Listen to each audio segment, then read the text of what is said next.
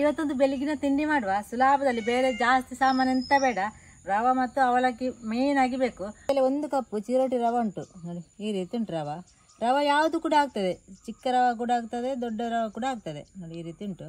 ಮತ್ತು ಅವಲಕ್ಕಿ ಒಂದು 3/4 ಕಪ್ ಆಗುವಷ್ಟು ಅವಲಕ್ಕಿ. ಇದನ್ನು ಮಾತ್ರ ಚಂದ ಮಾಡಿ ನೀರಾಗಿ ತೊಳೆಬೇಕು ನೋಡಿ. ಒಂದು ದೊಡ್ಡ ಪಾತ್ರೆಗೆ ಹಾಕುವ ರವೆಯನ್ನು. ಅವಲಕ್ಕಿ ಕೂಡ ಸಪ್ರೇಟಾಗಿ ತೊಳೆದುಕೊಳ್ಳುವ. 2 ಸಲ ತೊಳಿಬೇಕು ಅವಲಕ್ಕಿ ಕೂಡ ರವೆ ಕೂಡ. ಇದಕ್ಕೆ ಹಾಕುವ ಅವಲಕ್ಕಿಯನ್ನು ನೋಡಿ. ಸ್ವಲ್ಪ ತೆಂಗಿನ ತುರಿ ಕೂಡ ಹಾಕುವ, ಸ್ವಲ್ಪ ಸಾಕು. ಇದಕ್ಕೆ ಸ್ವಲ್ಪ ನೀರು ಹಾಕಿ ಗ್ರೈಂಡ್ ಮಾಡಿ ತಂದರೆ ಆಯಿತು. ಸ್ವಲ್ಪ ಕರಿಬೇವಿನ ಸೊಪ್ಪು ಬೇಕು, ಅದನ್ನು ತೆಗೆಯುವ. ಜಾಸ್ತಿ ಬೇಡ, ಸ್ವಲ್ಪ ಸಾಕು.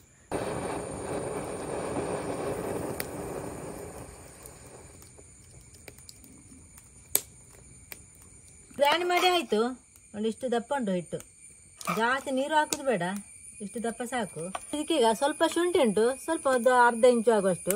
1 ಹಸಿಮೆಣಸು, 1 ಈರುಳ್ಳಿ, ಸ್ವಲ್ಪ ಕರಿಬೇವಿನ ಸೊಪ್ಪು ಇದಕ್ಕೆ ಒಟ್ಟಿಗೆ ಹಾಕುವ.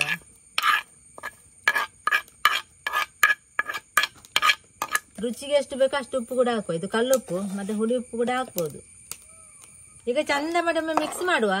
ಉಪ್ಪೆಲ್ಲ ಸರಿಯಾಗಿ ಕರಗಬೇಕು.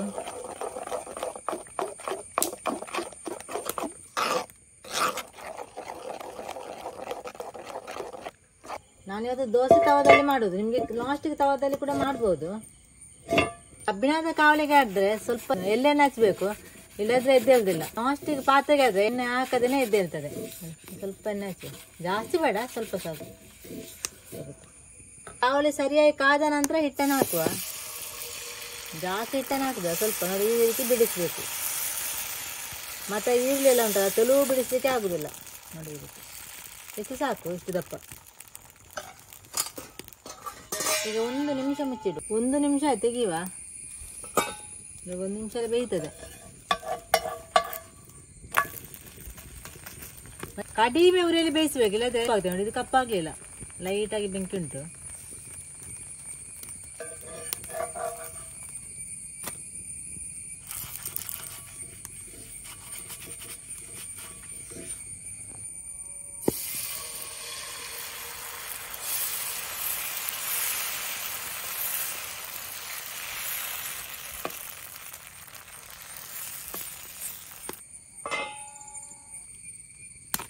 ಬೆಳಗಿನ ತಿಂಡಿ ರೆಡಿ ಆಯ್ತು ನೋಡಿ. ಇದು ಸ್ವಲ್ಪ ಬೆಂಕಿ ಜಾಸ್ತಿ ಅದ ಈ ರೀತಿ ಆಗ್ತದೆ. ಇದು ನೋಡಿ ಪಾರೋಟ ರೀತಿಯಲ್ಲಿ ಉಂಟು. ಪಾರೋಟ ರೀತಿಯಲ್ಲಿ ನೋಡ್ಲಿಕ್ಕೆ ಮಾತ್ರ ಸಾಫ್ಟ್ ಉಂಟು ನೋಡಿ, ಈ ರೀತಿ ಉಂಟು. ಅಕ್ಕಿ ನೆನೆಡ್ಲಿಕ್ಕೆ ಇಲ್ಲ, ಎಂತ ಕೆಲಸ ಇಲ್ಲ, ಬೇಗ ಆಗ್ತದೆ ಕೂಡ. ಸಂಜೆವರೆಗೂ ಕೂಡ ಇದೇ ರೀತಿ ಇರ್ತದೆ. ಹೀಗೆ ಮಾಡಿಟ್ಟೆ ದೋಸೆಯನ್ನು ಡೈಲಿ ಒಂದೇ ರೀತಿ ತಿಂದು ಬೋರ್ ಆದ್ರೆ ಈ ರೀತಿ ಮಾಡ್ಬೋದು ನೋಡಿ. ಖಾಲಿ 10 ನಿಮಿಷದಲ್ಲಿ ದೋಸೆ ಆಗ್ತದೆ.